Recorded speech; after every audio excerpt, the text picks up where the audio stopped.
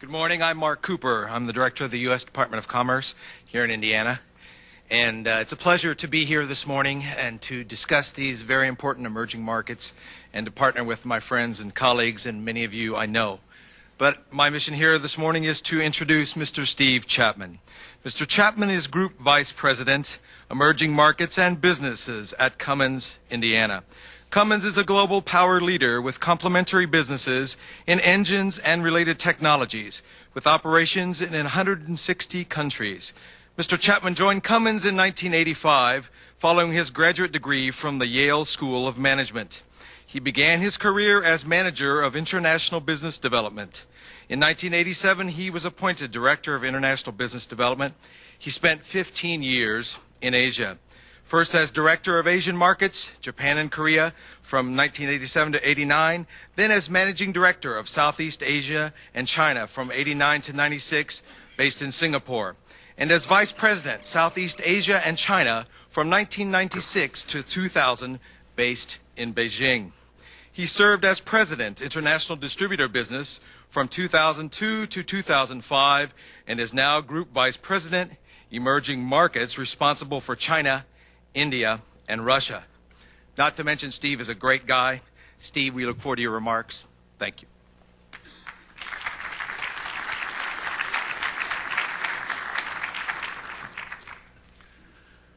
Thank you. It's nice to be with all of you here this morning.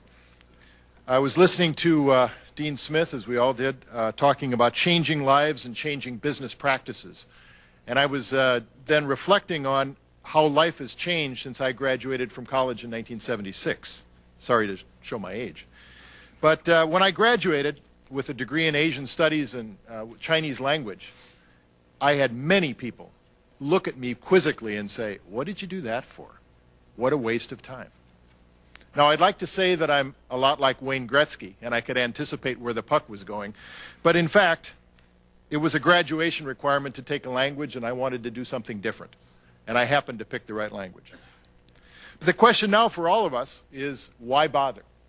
Why is it important for us to focus on BRICS and emerging markets? Let me talk a little bit about Cummins and why it's important for us. As many of you know, since we're an Indiana company, our sales are roughly $8.5 billion per year. We also have 38 joint ventures, 14 of which are in the BRICS. Adding up all the unconsolidated sales into our consolidated 8.5, we actually top 10 billion in sales to customers and end users, outside customers. Of that, the BRICS make up roughly 30% or 3 billion in sales. Cummins universally recognizes the BRICS as our largest growth opportunity that we have. Brazil, in fact, has been well linked with Cummins for many, many years, and is now integrated into our global manufacturing, engineering, and marketing organizations.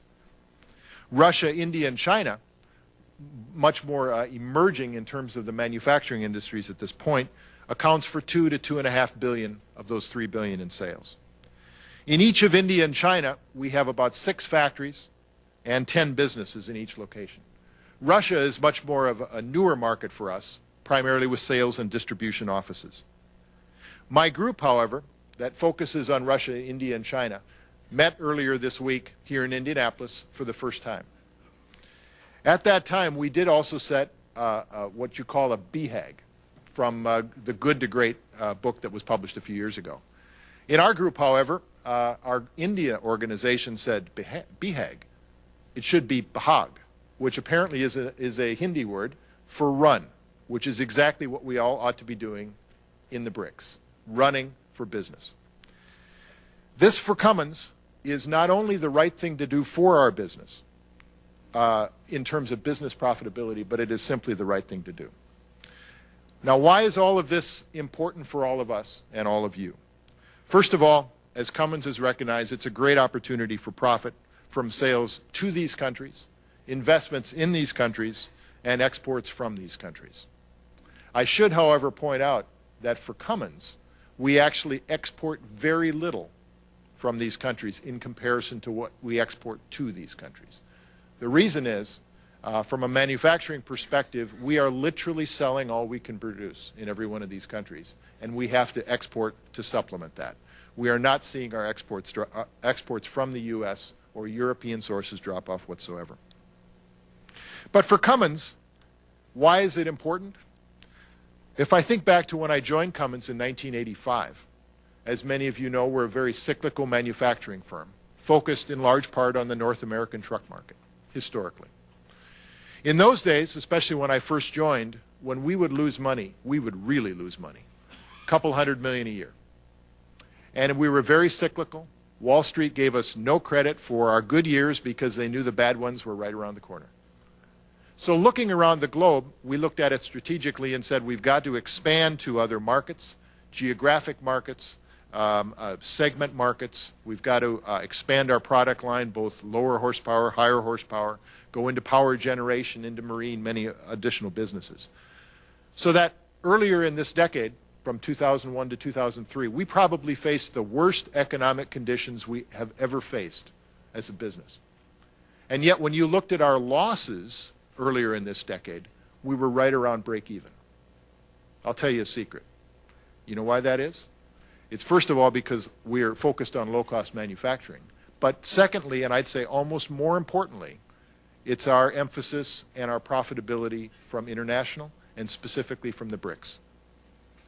If we did not have our businesses in Brazil, Russia, India, and China, our profits in earlier part of this decade, or our losses rather, would have been just like in the mid-1980s. We would have been, once again, in 9-digit losses. But literally, we were at break even. And I will bet you, because of the impact of the BRICS, next time we go through a down cycle here in North America, we will still be making very substantial profitability. Because what we've managed to do as a company is spread our risk through a variety of different countries, a variety of different segments, and a variety of different businesses, such that it's a bit like being hedged in the stock market. You might be down in one location, but you're up in a number of others. That's exactly the kind of thing we're shooting for, and that's why it's important for Cummins.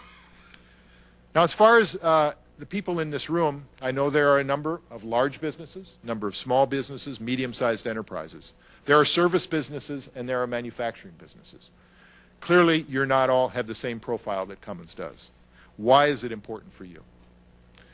It may be an over-quoted book, but I'd like to refer you to the recent book by Tom Friedman called The World is Flat.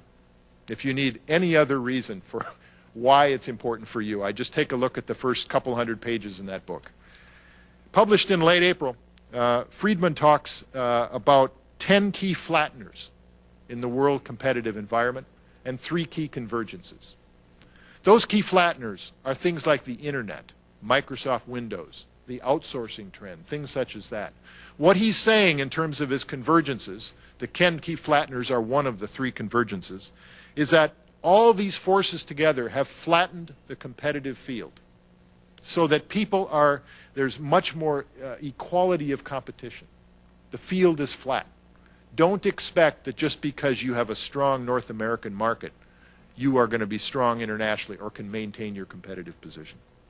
Secondly, he said, the second convergence is we now have 3 billion additional people. That's China, India, and Russia added to the playing field.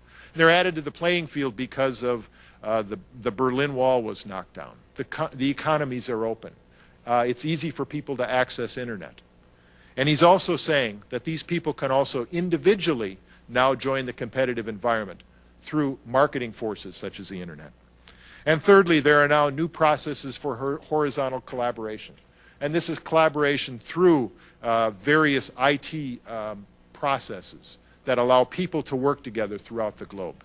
Just to give you a very quick example from Cummins, we now are designing engines 24 hours a day through our technical centers, not just in the U.S., Brazil, and the UK, but also our tech centers in India, which works with our tech center here in southern Indiana literally around the clock.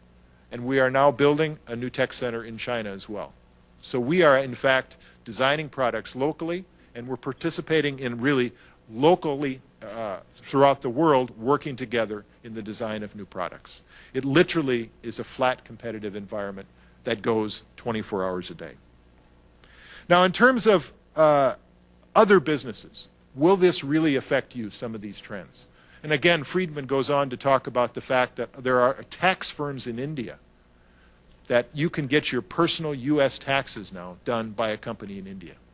You may go down to whatever company you choose to get your tax done, and they may in fact outsource that tax electronically, your tax form electronically to India. The taxes are calculated and then sent back to you. He also talks about simple things like the service industry. You go to order a hamburger, or in the case of my daughter, a veggie burger over at Burger King. You go and buy this, you order it, you think that your service person is inside the building. There are now some companies such as Burger King or McDonald's that are in fact outsourcing the ordering at the window. They're just testing it in places like you order it in Indiana and it gets sent to Colorado. And then the order goes back to the kitchen in Indiana and then supplied to you. But you can bet that it's going to be outsourced to the lowest cost location. None of our businesses are exempt from this kind of competition. But also, all of our businesses have the opportunity to profit from these kind of trends.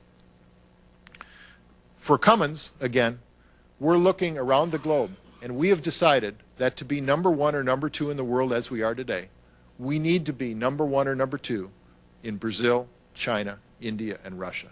An absolute imperative for our competitive position. Also, one additional recommendation, however, I do want to give to Charles and to all of you, that it's not just the BRICS that are going to be important as we look forward. We see countries in addition to Brazil, Russia, India, and China. They are on the competitive landscape today. But as we go forward in future years, we may see additional competition from countries such as Vietnam, South Africa, a lot of other opportunities throughout the world, whether from a manufacturing or service perspective, that will be involved in the world economy. It is both an opportunity and a risk for all of us, so it is definitely what I consider a competitive imperative for all of us. So I want to thank you for holding the conference. We're very proud to sponsor it, and really welcome all of you here today. Hope you have a good day. Thank you.